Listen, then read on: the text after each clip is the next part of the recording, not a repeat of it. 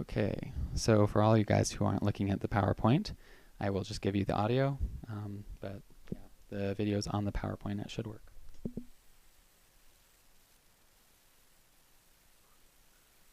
Do have a nail in your head. Are you sure? Because, I mean, I'll bet if we got that out of there. Stop trying to fix it. That's kind of funny. Unfortunately, that is the way we run through most relationships. We kind of argue and we try and fix problems when someone just wants to hear. I've actually had that a lot in my life, and it's what drew me to this topic. It's resolving conflicts.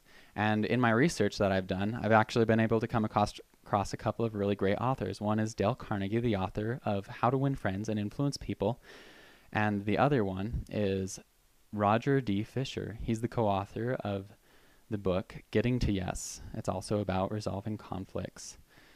Now, during this, I learned a lot of different things, and it's a huge topic. There's a lot of different points, but I narrowed it down to three things that can help us today. And that's asking good questions, listening with the intent to understand, and finally, using clear, defined language. So, it's story time, guys. You can go to the next slide. A couple of years ago, I was in one of those great relationship transition points, and I think this story will help us see what those points can help us with. But in this transition point, there was a simple question I got asked, and it was, could I move on past this relationship? After thinking and deciding I needed to be honest about this question, I said, yes, of course I'm going to move on. I'm like thinking to myself, I'm not going to be single. If I'm going to keep dating people, I'm definitely going to keep moving on. But that didn't fly so well. She didn't like that, and we had a lot of discussions. And 3 weeks later, finally, I figured out what was wrong, and that was what she was actually meaning was, after getting married, could I move past the relationship? If I got bored, would I just give up? We had a completely different point of view. She was talking about the end point of view, and I was just thinking about the beginning part of the relationship. Once I understood her, everything made more sense. And that brought me to this big question in my life was, how do I avoid this in the future? How do I learn to communicate better so I don't have to run into this situation? And it's been a really big part of my life since then. Um, so I hope that helps to bring into light the first question of this point, not first question. I hope it brings to light the first point here, which is asking clear questions. Benjamin Disraeli said, and I quote, "There is no wisdom like frankness." When we're frank, it doesn't mean being rude, it just means being truthful.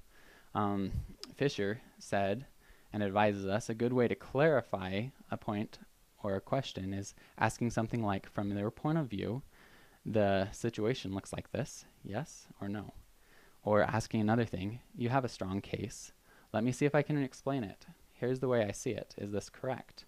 It really helps us to learn how the other person's seeing it and lets them know what we're thinking. Now that leads right into my second point. When someone is speaking, you need to listen. And listening with the intent to understand. Lucas says, the aim of listening, active listening, is to set aside one's own prejudice, frames of reference, and desires as to experience, as far as possible, the speaker's world from the inside. And when we do that, we not only show them that we're listening, but we let them build confidence in us that we care about their actual questions, their opinions.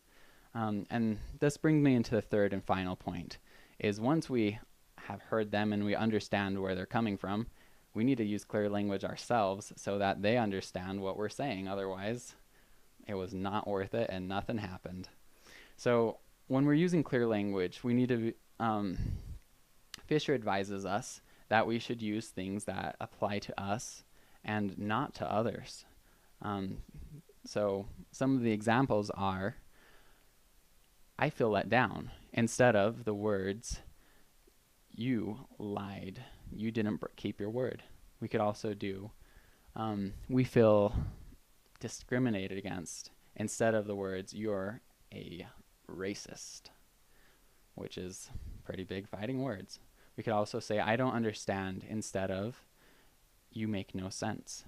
The difference between all of these and why it's so important to use those types of languages is one, lets them understand what we're thinking. The other one makes them say, oh, I am this person, and it doesn't help promote communication between either of us. Now, in conclusion, how this affects our lives and what it can do for us. I've known that since I've learned how to ask better questions and learn and hopefully speak a little bit clearer, I've been able to have better relationships with people, and I've been able to have better experiences in my workplace. And I hope that the little bit I've talked to you today has piqued your own interest and you'll pursue these aspects. Listen with intent to understand, ask good questions, and use clear, defined language. Thank you.